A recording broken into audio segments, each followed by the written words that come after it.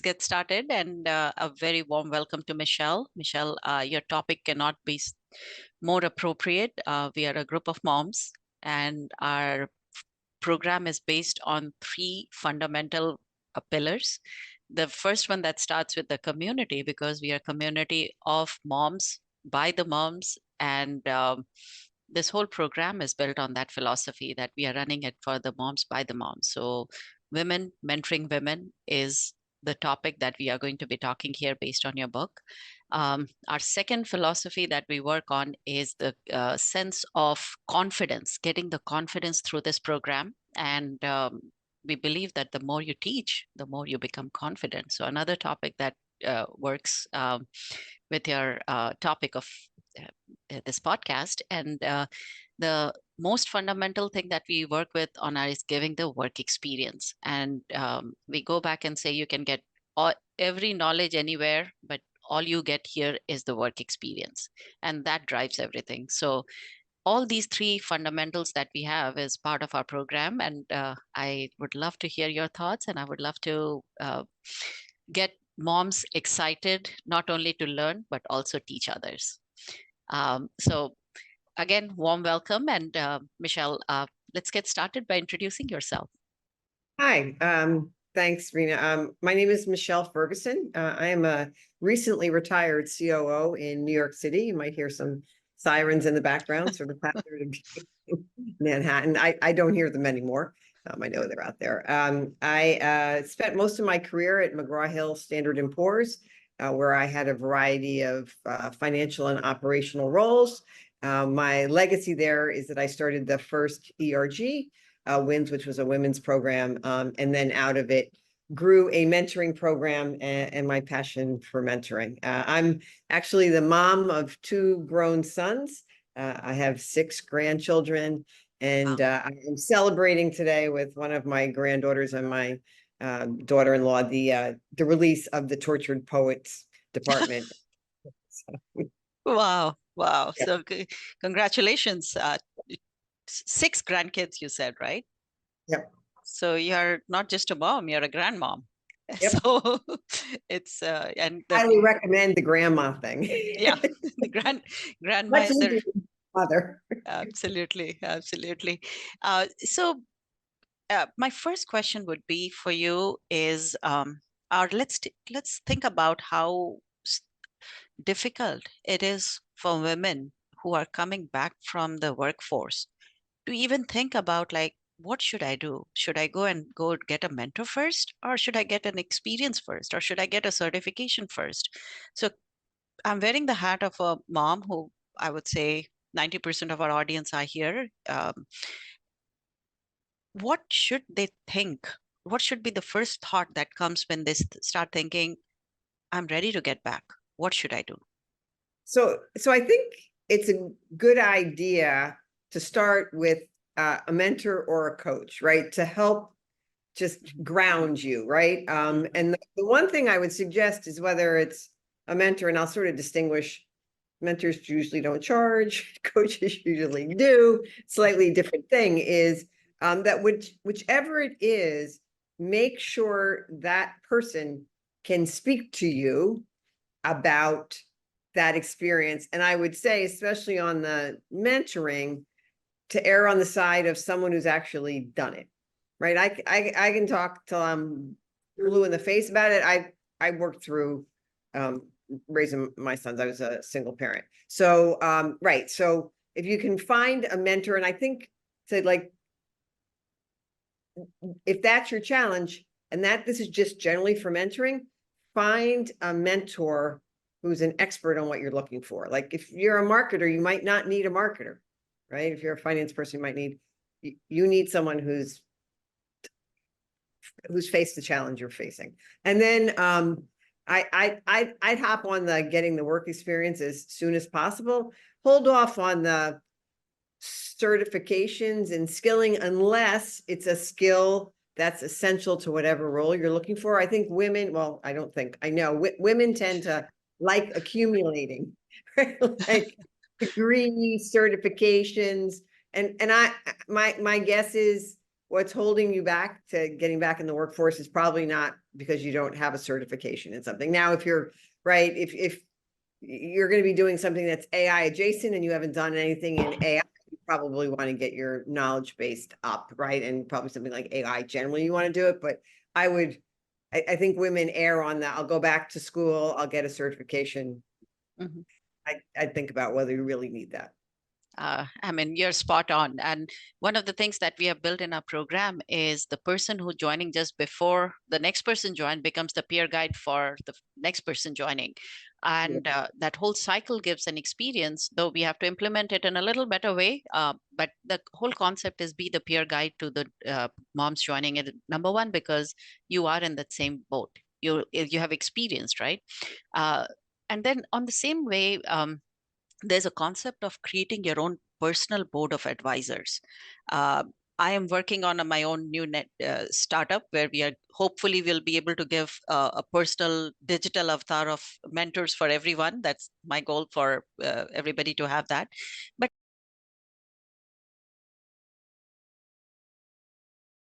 can you talk about the importance of not only mentoring but building a personal board of advisors?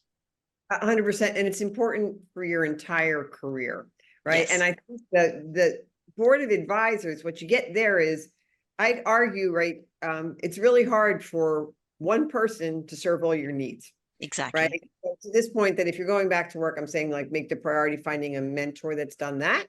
Hmm. But if you are in marketing, you probably want someone on your advisory board who's a marketer, maybe, right?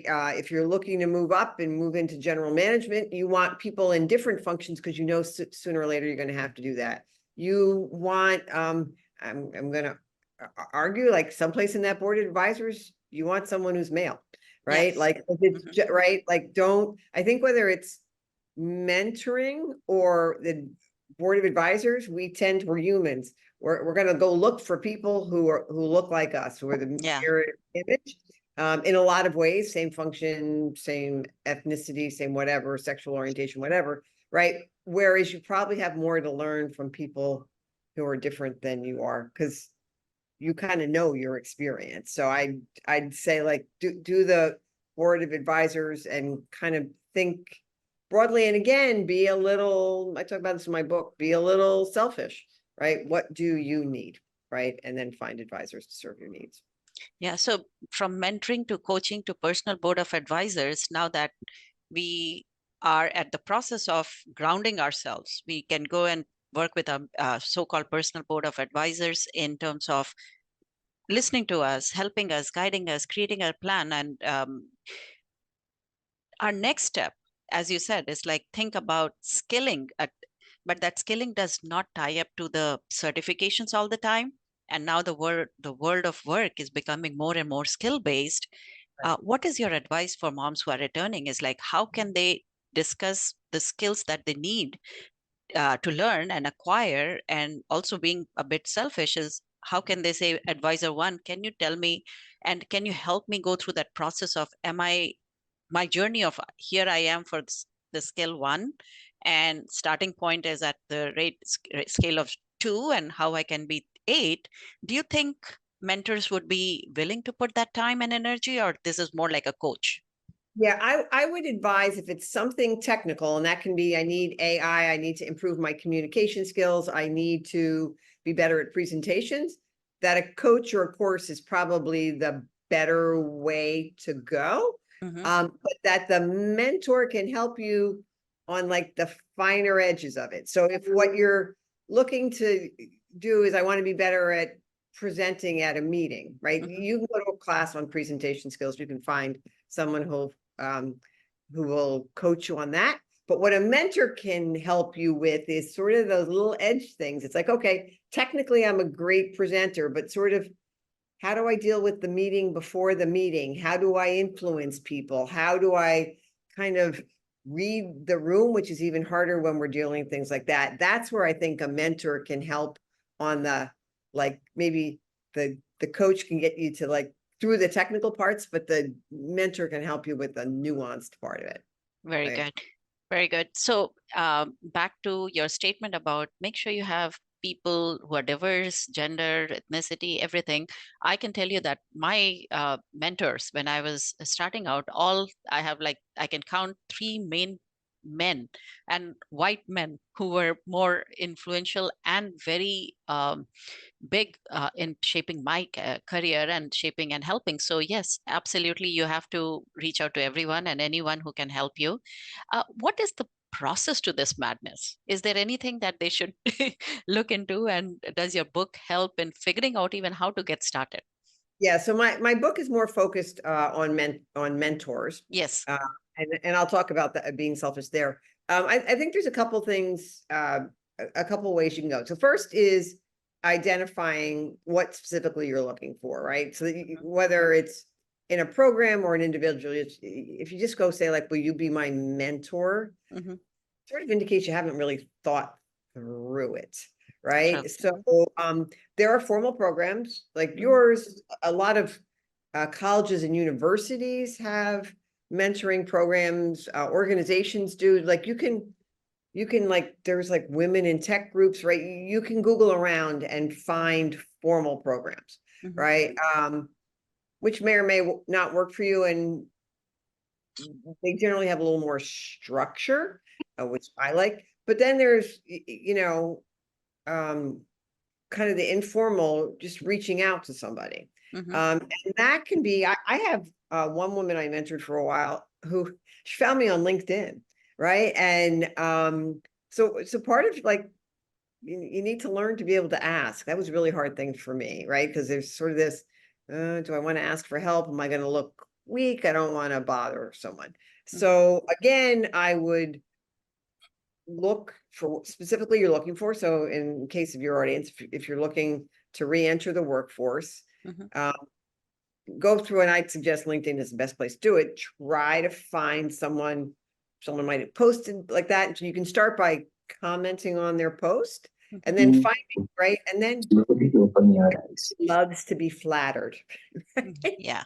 So, right, you can send them a nice note, right? That I love your post, find something specific to compliment them on, find some point of connection, which could be like something happened today. I found two people who happen to be women who happen to be poker players, right? Like, so whatever, and that may mean going someplace besides LinkedIn, some personal thing, and then just say, I'm looking for help with this, Mm-hmm. right? Very specific.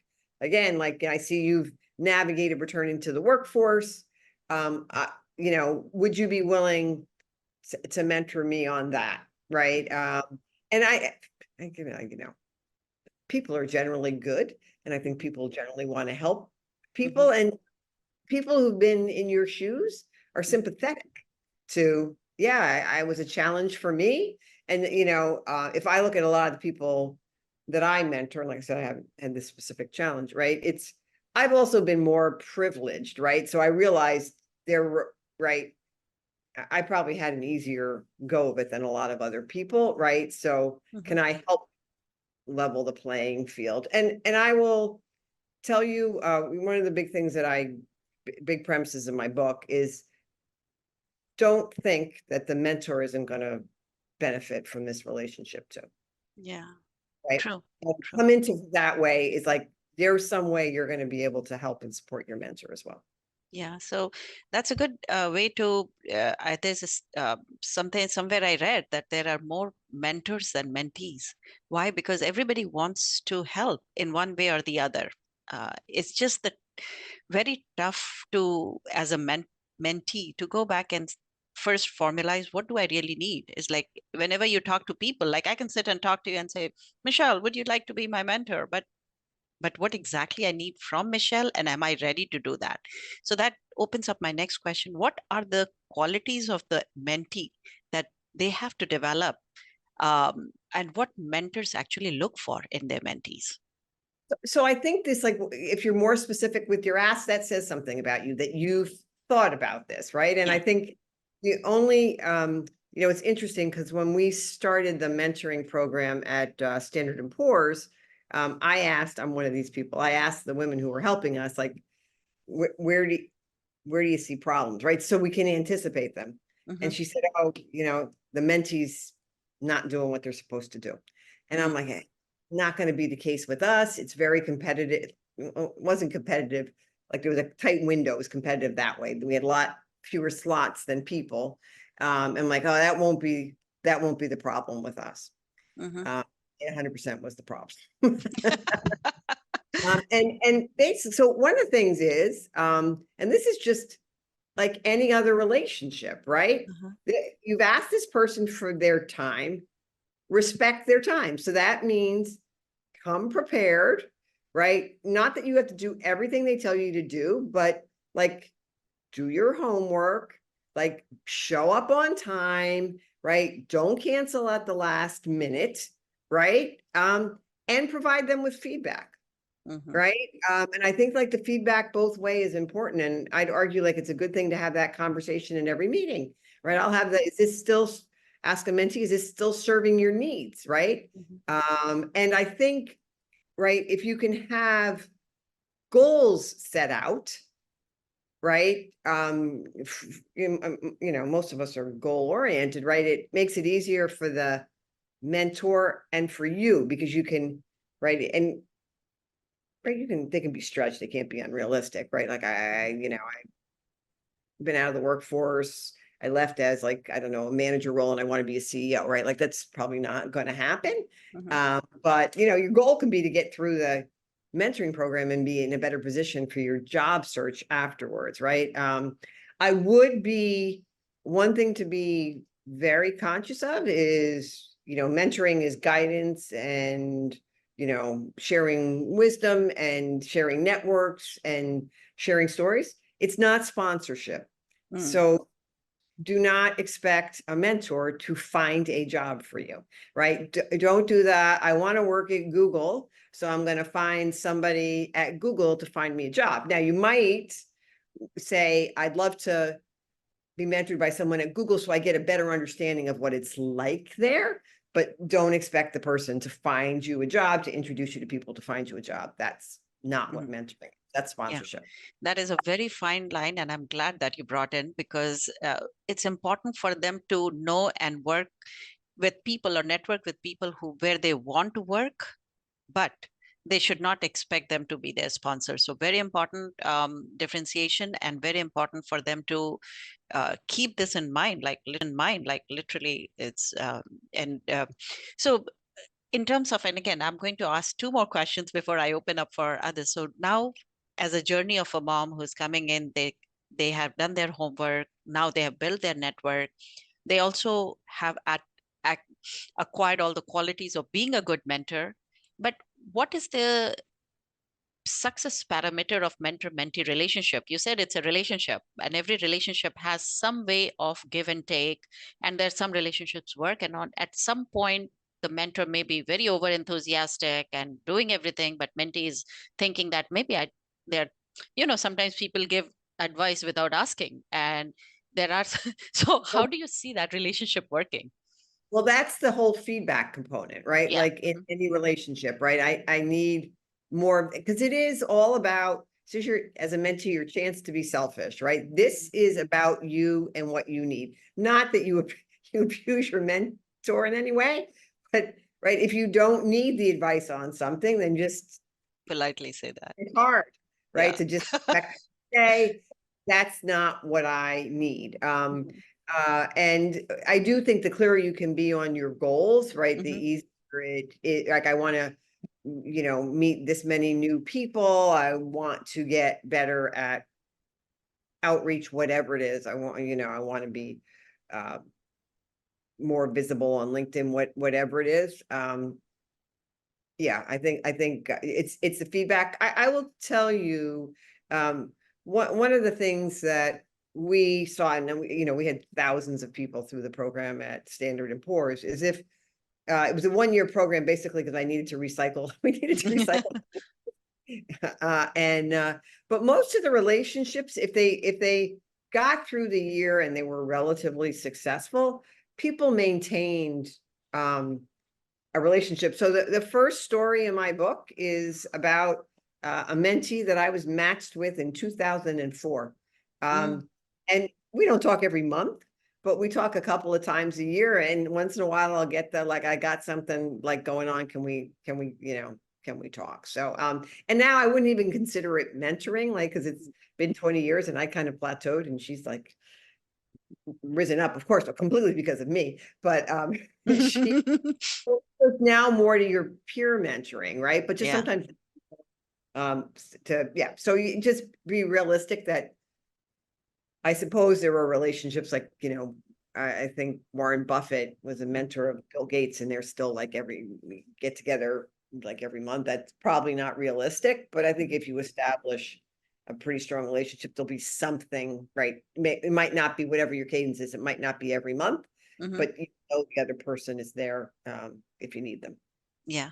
So again, every relationship has its own success criteria and their life cycles and but maintaining and turning a mentor into your champion and a lifelong friend uh, could be a pretty good thing to be, especially for moms, because it's one thing to get back into the workforce, and we have some alums here, but be continually successful in what they are doing can also require to have a continuous membership mentorship there. Yeah. So I will tell you one of um, the more interesting things about writing the book is, in the book, like sort of the first half is on mentoring. The second is some mentoring topics. I have a chapter on work life, and I just call it work life. I actually think work life balance doesn't exist. And now we are talking the same I'm thing. like, well, because people think it's like, well, if I spend 8 hours doing this and 8 hours doing that, it's like, first of all, it's never ever going to happen, Yeah. right? But every day, right? Like, over time they balance. But I will tell you, and the book's been out almost 2 years, so I was writing it 3 years ago. So like in COVID time, it was the hardest chapter to write because I couldn't get good stories. Hmm. Right. So I like did my first round of interviews. I didn't have any good stories, and I put out a specific ask for good stories. Like I got some things from coaches, but like I did not find working moms come out. Yeah, it will continue to be, continue to be challenges. Yeah, that I think only another working mom understands, or if it's a single dad who's primary caregiver, a single dad might understand as well. But yeah.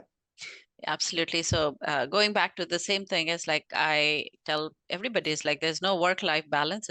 We call it work-life harmony. So that's Yeah. the term that we use. And in the book that I have written, Career Interrupted, there is a topic just dedicated specifically for that particular work family, how to bring your family to and your personal network to help you. Yeah. Um, and so again, I said like I'm going to just ask one more question, and it's never ending. It feels like we can talk over and over again. Um, any questions from the audience? Please continue to chat. Put it in the chat if you want to. But I'm going to put my last question here. For a program like Mom Relaunch, if you come in and say, let's build a mentoring network, and as I explained to you, we have a very lightweight peer guide, and we tell people that step up to help. Don't wait for people to come and ask only, but if you think you can, just set up a sessions just to show your knowledge, because in that case you can. So we have created, again, everything being run by moms themselves, so they have created something called Project Showcase.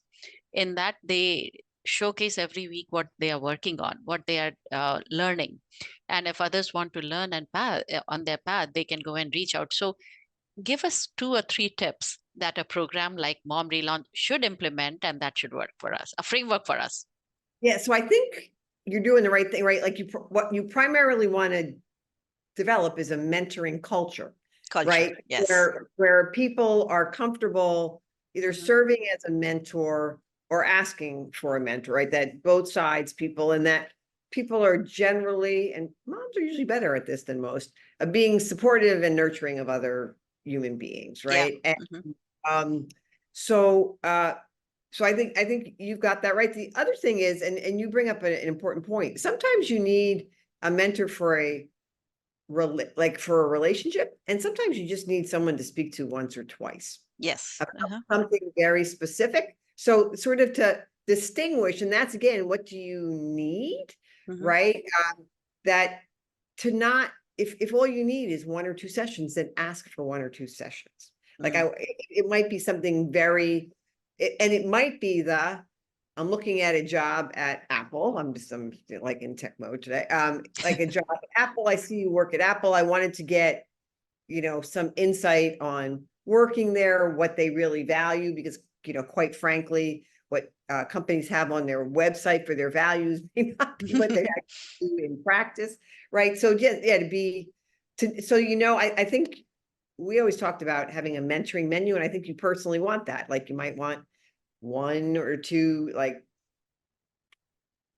medium-term relationships, 1 or 2 ad hoc kind of relationships, right? You might want a peer, right? Like just don't underestimate, like someone doesn't have to be more senior than you Mhm. to be able to help you, right? A peer might be able to help you, right? And like, look at whatever your challenge is, and it may be whatever your challenge is isn't something that you need another working mom to help you with. Yeah. I go back and sometimes say it's like you need to have one person in your life that you don't mind calling in the middle of the night and they don't mind getting called, right? So that is that level of understanding and trust is also very important part of this relationship. And so I yeah, we are doing good on time. So, Jaya, any questions in the chat so far? And if anyone wants to ask, please unmute yourself. This is a conversation. Again, this is a journey. This is something that we have to build. But one of the key takeaway that we are going to do in Mom Relaunch is think about as not as a peer guide, but as a mentoring culture. And I think that's a pretty good way to. And maybe Michelle, if you're open to it, I would love to have you come back and do a workshop for us to how to create that workshop mentoring culture. If I mean, I would personally join that, and I would love to understand how to create a mentoring culture for moms here. And so, any questions, anything for from the audience so far? I don't see anything in chat. Please feel free to ask your question in chat or unmute yourself. I We could have just add a comment. I think, Michelle, when you said about diversifying, recently I've even realized how much I'm learning from my own child now. And yes, so the cross generation and basically my mentors, I also, as you said, diversifying, I keep as my mom, my dad, and then now my daughter, who's actually going to be at PwC, this consulting this summer. But I've just seen that generation and the activities that they've done from high school to college. And I experienced similar things, growing up. And I'm seeing my path in college, her path, her extracurricular, but the confidence with that comes from that youth is probably the energy that a lot of the returning mothers and parents need, is to see that. And I think we were all like that at one point that we don't remember, but we see that when you see that in your child in that stage, it's just the most refreshing to say, get out there. And they don't know, everything is new to them, but just the innocence and the youth. And so recently I've actually looked at everything my daughter is doing as she's my mentor. wow, very, very, very deep, Anisha. I think what you have raised puts me back to all the energy that I get from doing a lot of youth programs that I Mm-hmm. work with high school students mostly. And I go back and somebody asked me like, why do you do so much with the youth? I said like, that's the best place I learn. Yeah. So, Right. Yeah, no, and I think the diversity is important, whether you're a mentee or a mentor. And mhm, I know one of the things my ahas when I was writing the book is I realized most of the people I was mentoring were like some former version of me. They were all women in large organizations, maybe at manager level or above. And so it's like, okay, I want a guy, a high school student, a college student. I'd always had people who weren't in my geography, but because, right, you get different energy and different learnings, mhm, right? And sort of with the, and cross-generational mentoring is a thing, right? Like my sons are old enough, right, that there's another generation younger than them in the workforce, right? So like when my sons and their friends, I like kind of kept in contact with that generation, but then the next one, it's like I need a way to keep in it's better for me to be in contact with them. So yeah, I have, my latest mentee is 24. It'd been a long time since 2 years into her career, but kind of different things, but I'm also learning things from her. Absolutely. Absolutely. I have a question. This is Sindhu. So Michelle, and Rena, this was great insights.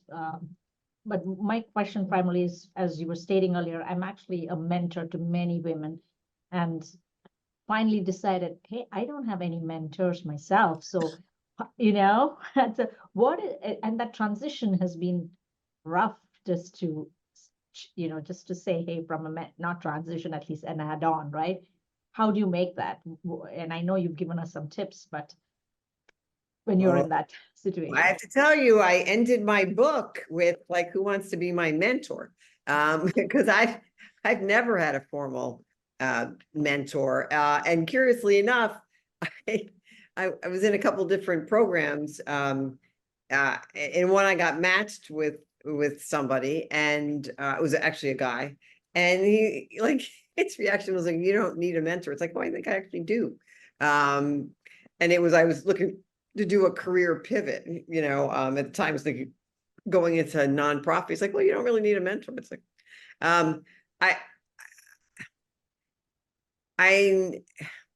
it's hard for me to answer that question because I've never been successful at doing it myself. So it's one of my opportunity. But yeah. Yeah, maybe I can add a couple of things, Sindhu, for you. When I said that the mentors that I had were also, the way I categorize in my mind is, a mentor to me is somebody that I learn from. So whether that is officially a mentor or not, but that my person sticks in my head. And the three people, and I'll tell you one very specific that turned out to be my turning point and an anchor for my career. And it was a time when I was starting my companies, and you go in a network meeting and all you see is people who are exactly different of gender, and they exactly do not even look like you. And I can't even start a conversation. And so I went to that technology council president, and I said, like, hey, this is my problem. It's like, I don't know what to talk. They talk about the TV things and the sports that I have no idea what to do, or even get into the conversation. And he just put me there and said, basically, Rita, look, nobody looks like you. So what do you think about that? I said, that's a problem. And he said, no, that's an opportunity. People are looking to learn from you, figure out how you can get them interested in you, in learning and listening to you. And that kind of became my armor. Like I did not think about, and I didn't go and ask him about, can you be a mentor? But he became my mentor in my mind, that anytime I face that situation, I think I'd go back and listen to his thought and say, oh, there are people talking about it became it's like I'm in a networking meeting and I go back and may I join you? And I listen to the conversations and then immediately go back and say, oh, that's how we do it at our part of the town. Or this is how I grew up. And then suddenly the conversation change, and then you become friends and you talk about and start learning from each other. So I think for what worked for me is not thinking that, do I have an official mentor? Anybody I learned from, just register in your brain and saying that if I go and ask him, and but that I'm sure. And I when I wrote my book, I actually gave this example, and I went and met back to him a few years back, and he was surprised. He said, like, yes, did I tell you that? This is how it impacted you. You never know what impacts and what other things happen to you by being close to the people. So that's another way to look at it. Right. And that brings up there's this whole thing about, it could be a better term, but imaginary mentors. Like you might not even need to know the person, right? But if there's somebody you really admire, and just stop and think, how would they handle it, or what would they do? And for me, I have had a former boss, a big teddy bear of a guy who passed away 4 years ago, and I still, I still think, I just admire, part of what made him a great boss is I learned a lot from him, and I admired the way he handled things, especially difficult things. And we'll stop and think, what would Rick do in this situation, right? Or what would he tell me to do in this situation? So, right, yeah, whether it's whoever it is, whether, Yeah. if So Oprah, yeah, Michelle, what you just said is the foundation for my new company. Is instead of imaginary mentors, we are calling them as the digital avatar of the people that you want to learn from. So that's yeah. the whole idea behind that whole thing. So love to share that as well with you. Any more questions? No, I think while I'm hearing to this conversation, I was thinking about the same thing that Rena just brought up, right? So when you guys are discussing about the mentor and mentee relationship, so I was just thinking to myself, oh, who is my official mentor until now in my life, right? Rena just answered my question about it. She just answered my question that I have in my head until now, because I look at my father and I always thought that he was my mentor growing up, right? I was getting inspiration from him. I was trying to imitate him. I was trying to talk like him, doing all things that he's doing. So he's my motivation and inspiration in an indirect way. Yeah. So it's not an official relationship, or I never went to him and said that, oh, you're my mentor and I'm your mentee. But in my head, whatever I was learning growing up, right? I'm learning from him. In the same way, I'm getting inspiration. Maybe in my head, see, my sister is my mentor, my husband is my mentor, like Rena is my mentor, one of my teammates, Grace, is my mentor, because I am learning all these things from these people on a daily basis. So you have to decide and define that for yourself, that these are your mentors and these are the qualities that you want to inculcate in yourselves as you're moving forward in life, right? So Thank you. yeah. Thank you. Great point. Yeah, I mean, they're family, friends, anywhere around us, we can learn and teach and learn from our kids, I guess. Yep. Okay. Yeah. Anyone else? Guys, feel free to talk. Thank you, Sindhu.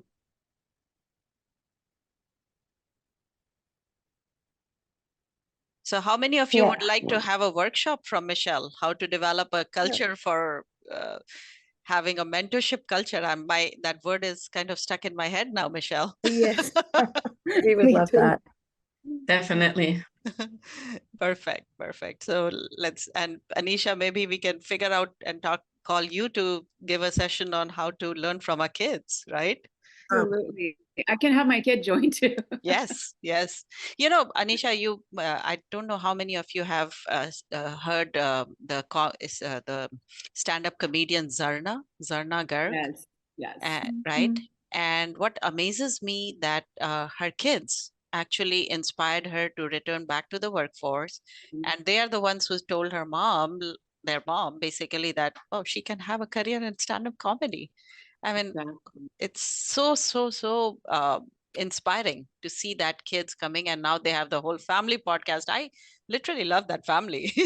I do too. Yeah. And I think the rawness in our children and what they say to us is so much humor and so much truth. And Yeah. as they get older, it's almost like if someone else said that, you'd be offended. But when they say it, it's actually coming from a humor, and then there's so much truth to that actually makes you think about, oh, this is actually somewhere where I can develop or learn from. So I agree with that, but I'd be happy to actually share anything that I've gone through, or exactly do any kind of session to help out from my experience too. Yeah. You know me, right? I'm going to take any help you can bring back. So, yes. Okay. Guys, any more questions? I do have one question submitted. Mhm. What inspired you to write your book? And also, you are a founding chief member. What inspired you to find that as well? Okay, so this is my favorite question, because the book was a learning experience for me. So I don't know how many of you are like aspiring writers. I never been an aspiring writer. I always said everybody has a book in them, and I've worked for a couple of different publishers, but never, I think once I wrote an outline of something, never really did anything. And a buddy of mine from Chief, actually, somebody who's not that much like me, and, she's like a microbiology undergrad or something like that. Her kids are the ages of my grandkids. She's married, South Asian, lives in Brooklyn. So she had this idea to write a book, like from forever. And she was going to do this program with this professor at Georgetown. And at some point she decided she was going to write nonfiction about Chief, actually. And she decided to write fiction instead. And she said, well, the book still needs to be written and you should write it. That's what happened. And I was at a time in my life that I had the luxury of time. So I asked her, like, can I still get in the program? Because I am a writer now. I didn't at the time consider myself a writer. So that started me down the path. And then I was gonna write about Chief. And then I got a text from the mentee that I just spoke about, Gina, who told me she'd been appointed board chair of the Development Foundation at her alma mater, Jackson State University, which is something we've been talking about on and off for over 10 years. And so that got me onto mentoring. But I think the lesson in it is that to surround yourself with people, right? That culture of people who are going to support you and push you. And I will tell you, my Chief community supported me in every way through the book, between being open for interviews. There's a chapter on DEI, which I was really concerned about getting the wording right on that. I have a friend from Chief who's a DEI consultant who did like a technical read on that for me. They supported me financially. My guess is half the sales of the book are for the fellow Chief. So in terms of joining Chief, I joined when there were like the second month they were in operation. And when I was at S&P, I did, when we started the Women's Initiative, I really loved being in company with women. Right. Overall, it was a very male dominated organization, right? There I was in meetings that I was the only woman, or there would be two of us or whatever. Right. So when we started the Women's Initiative, even those of us who were senior, like sort of became each other's like board of advisors. So I really missed that when I left S&P. And then the company I went to after was much smaller, and it was the opposite, where like the women took pot shots at each other, which was, to me, there's nothing like worse than women. Like Madeleine Albright, right, has this quote that there's a special place in hell for women to support other women. So as I was leaving that employer, I got something on Chief, and it's like, this is like the trifecta for me. It's like a community of women, opportunity to learn, and some physical space near where I lived. So yeah, that was, and Chief's had its ups and downs. I absolutely love the women. I've never been in with so many very successful women who are remarkably generous with their time and talent. And that, to me, is the one thing that stands out, is how much they're willing to support each other. Wow, Michelle. So I joined Chief like about a year back, and having lots of discussions around what the benefits and the challenges. And I would love to brainstorm a little bit more on it, and talking about the women who are very generous about their time. Next week, there is a meeting, I think, next week, with Ginny Rometty coming in San Francisco. And I'm super excited about meeting her. Can you believe that? So imagine creating a digital avatar of Ginny Rometty, becoming the imaginary mentor for the people and mentors of Chief. And that's something I would love to brainstorm with you on how we can create it and bring it to the community of Chief. Yeah. And that is so awesome. I didn't know that you are a founding member of Chief. There's another thing to talk to you about now. I have a special sweatshirt to prove that. Yeah, no, I went back when I joined Chief. I mentioned that, there are women who are professionally very successful, and there are women in our program. Can we create like a one-on-one mentorship? It's like we have something called Adopt a Mom. So let's adopt a mom from Mom Relaunch by the Chief community who are already successful in terms of their professional world. So that was Probably do it informally. yeah, informally is the better way to do is like imaginary information as well. So Yeah, that yep. is so cool. Okay, what's next? Any other question? No. But I would like to add that this is such an inspiring, enriching, and soul nourishing session. I would like to put it that way. Wow. I would love to read your book, Michelle. Great to have you here today. Thanks for your time. Okay, you have to have, yeah, that a little bit further. Sure. Okay. Yeah. Yeah.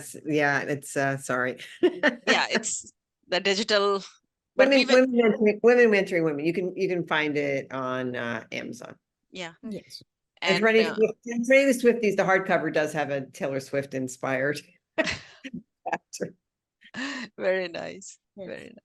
So I guess we are almost towards the end of any last minute thoughts, suggestions. Of course, we would love to have a workshop from you, a detailed workshop, whatever you think you can come, more like a hands-on for people to go through whatever phase they are in the life and just put one goal, come in, and what they can get out of that workshop session. We can do that if you're That'd be great. available. Yeah, it helps me to know exactly what you guys are looking for. Yes. But happy to help you out. Okay. So any last minute thoughts, tips, suggestions before we end the session? I do have a question, another question that has come up. Is there, oops, sorry, that just disappeared. Is there a common question that you find mentees ask you? Or the Good question. most question that somebody is looking for to be answered? I think most of the mentees that I've mentored and that I've seen in our mentoring program at S&P were it's mostly around how do I like figure out what's next, right? And then once I figure out what's next, what can I do to get there? Because long gone are the days that there was a career ladder that it was obvious what the next step was. So I think it's mostly around trying to figure out what's next in life, and most of us are always trying to figure that out. So. That what next is a question for all of us. All of us, right? So there again, that's like sort of my opportunity. One of the things that has helped me as a mentor is like sometimes you have to practice what you preach. So yeah, true. I can go through the exercise, whatever we're working on, can do it myself to figure out what's next. Okay, so Jay, are we done with questions? Yes, if you don't mind, I would like to take a picture, if that's okay. Yeah. So let's do that. All right, one more. Thank you. Perfect. Yeah. So Michelle, thanks a lot. And I'm sure we have a lot to continue our discussion. And specifically, I would reach out to you for how we can collaborate a little better with Chief and get your insights and thoughts on it. And we'll set up, Jay will follow up with you for the workshop. And I'm sure many people will love to join. And hopefully we would like to open it to more than Mom Relaunch members just to come and take your workshop. So Yep, perfect. Thank you. Thank you. Thank you. Thank you, Michelle.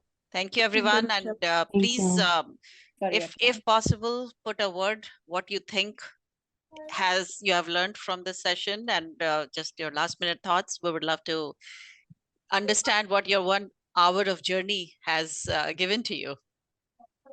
Yes. Sure. Any words, any last minute, and of course, whatever you want to share in chat with Michelle also. Hi, Michelle. Sorry for the last minute question. I mean, did you face any challenges when you mentoring people? like from mentees Uh, of discussions or like what they talk? So I did have I've had mentees who like couldn't commit to the time. So I think that's something to ask yourself. Can you commit to the time? I had one in particular who actually I took on from another mentor, and I pretty much told her like I can anytime between 7 in the morning and 7 at night, because I would do a lot of my in-person mentoring, like breakfast meetings, because your day hasn't like gone to hell, quite frankly, by then. So that's been a challenge. And then once in a while, I'll just get asked for something, for help on something that I just can't help on. And then I'll generally refer the person, there are a lot of people come to me when my sons were younger, about work life, and it's terrible. I still haven't figured it out. So like, if that's what they were challenged with, I had to send them to someplace else, because I could give them in theory what really worked, but I wasn't practicing what I was preaching. So I just, yeah. And that's, that's anything, like you only know what you know, and being willing to say, I'd rather send them in the direction of someone who knows more than give bad information, bad or not authentic information. True. Okay, so thank you once again. Thanks everyone for joining in and tuning in to this session. Again, I personally learned quite a bit. My one word that I'm going to put in is mentorship culture for Mom Relaunch. That's my key takeaway. And hope to see Michelle again. Me too. Thank you.